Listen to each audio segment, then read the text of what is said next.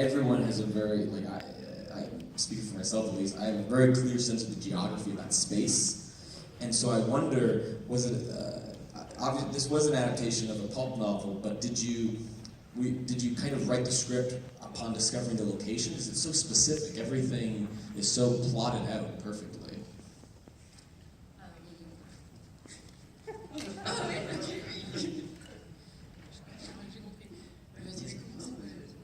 In fact, first we have written the script just with the book, just make the adaptation, and we have. Ça nous a pris 1 an et demi. It took them a year and a half. Yeah, to find the village, and this one is in Corsica. So when we found the village, we rewrite the script on the set. Yeah, because in fact it didn't fit with the space in the book and in the script, but we thought the environment outside of the village was more important than the inside, because you have this blue space with kind of a blue desert. You know, it's not like a sand desert or rock desert like in the Western, but this one was totally Mediterranean, and so it was very special, and we loved it. Now, was there an image, there's so many indelible images in this film, but was there a specific image maybe from the book, or that the book inspired, that you wanted, that was sort of the first of the images that you sort of planned for this film? Like the first image that came to your mind? What was that? The book is very visual. It's like a storyboard. When you read it, you see all the shots. After, maybe the image came from other films. For instance, Lucio Fulci's Contraband, Luca il Contrabandiere, speak Italian now, with the gun in the mouth. There is a very specific shot, and for Reno, The Way to Kill, it has inspired us a lot. And about a film called A Cry of a Prostitute, from Andrea Bianchi, with the meat, and there was a little bit of meat in the book, but after we put a lot of meat in the movie. And I think A Cry of a Prostitute is very... Yeah. And there were two... Suddenly Last Summer, yeah. from Mankiewicz. Yeah. For the Flashback. right?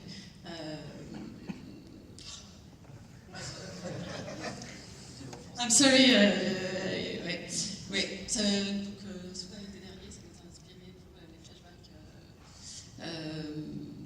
notamment le premier flashback où tout le monde, les gens se jettent sur la femme en or. A movie called Suddenly Last Summer was an inspiration for all the flashback when all the people get together.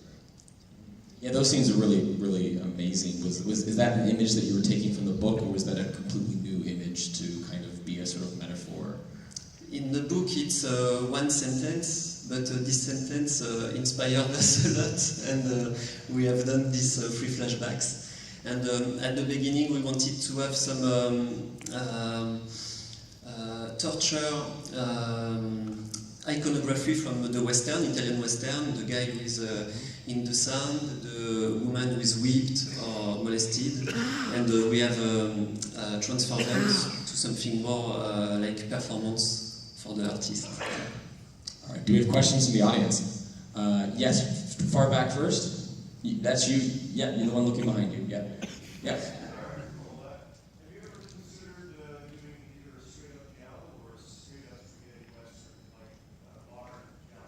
Have you ever considered doing a modern giallo? I mean, have you seen The Strange Color of Your Body's Tears? Yeah, which was a Vanguard film. Definitely see that one, because they really do a giallo very well. But would you ever revisit that genre, or would you want to do a full spaghetti western at one point? We have a third part of Hammer and Strange Color that we want to achieve. And for a spaghetti western, there is an idea, but it's for when we will have 70 years, maybe, something like that. Other questions? Yeah, right there. As possible,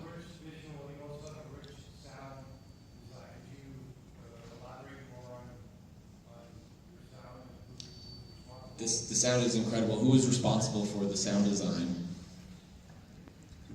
In fact, we are shooting without direct sound. When we are at the editing, there is no sound. And You shot the film with no direct sound? No, just when there are dialogues, just témoins, son témoin. But then we work 6 months on the sound with a Foley guy who reconstitute everything, and 3 months of editing, sound editing, and then the mixing. 6 months. And when we work with the Foley guy, it's like a second shooting, in fact, like a sound shooting. It's a bit like a Berberian sound studio. Yeah. You become totally Very crazy. sound studio, yeah. So you've got a whole table full of fruits. Yeah, exactly. And it smells at the end. Other questions in the audience? Yes, right there. Hello. Please talk about the soundtrack. It's something that you always do in your films. How did the songs you use in this film ended up here? Yeah, how did you assemble and arrive at the songs you wanted to play? Yes, during the writing, we thought about the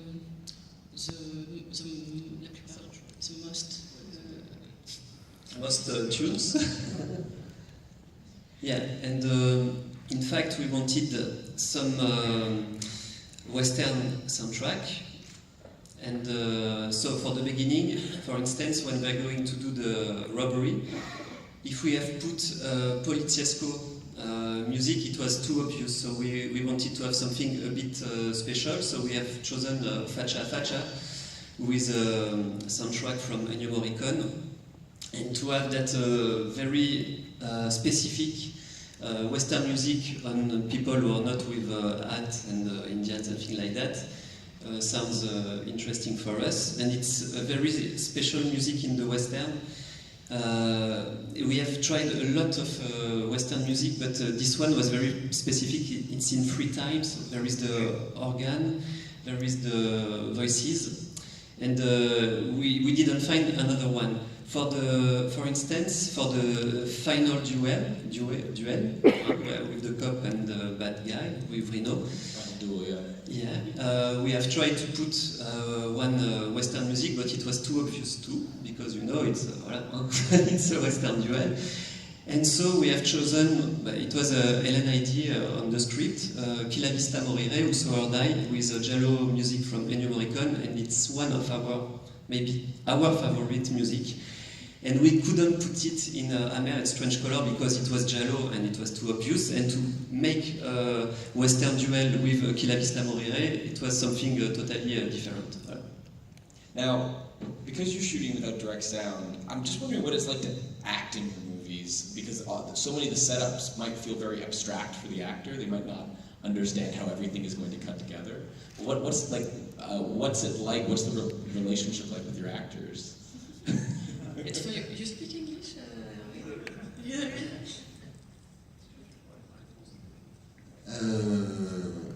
It's a very good moment with Mr. Bruno. With no, it's a very good job.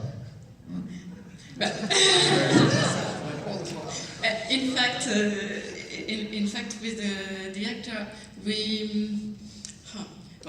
you will say, but there's a lot of technical contraints.